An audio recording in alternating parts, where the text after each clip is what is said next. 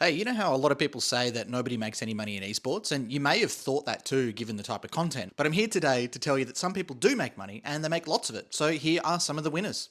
While teams and events often struggle to stay afloat, publishers, creators, and gambling companies are thriving. Let's start with the publishers. Valve made $559 million alone from Dota 2 compendium sales. And just in 30 days, they sold over $80 million worth of CS2 case keys to be able to unbox those cases to get those sweet, sweet skins. Plus, they've got hundreds of millions of esports hours watched that drive that in-game revenue. Then there's creators and players. TenZ, you might have heard of him from Valorant.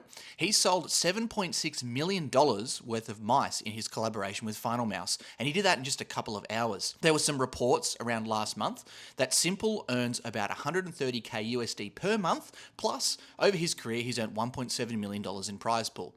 The top 0.1% of these players and players turned creators are bigger businesses than most esports organizations are. And finally, gambling and betting sponsors. I made a video and some content about this before, but they're spending $2 to $4 million a year on these tier 1 teams, and there are some reports that a few of them are spending even more than that, and they're spending up to $1 million a month on some of these top creators. You've probably seen the reports from years ago with like Trainwreck and Aiden Ross, and then recently with some of the esports creators like Nadeshot. And yes, they are getting return on investment on those spends. So the money is flowing through esports, but just not always to the people in the headlines, because people love to cover negative news, or for me, I like to give you the numbers behind what's happening. It's going to those who own the content, the IP, the risk, and the wagering. That's where the real business is right now.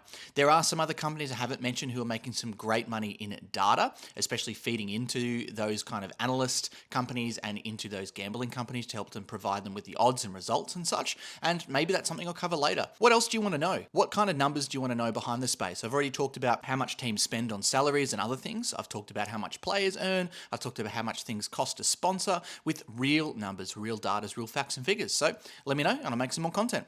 Some people do make money,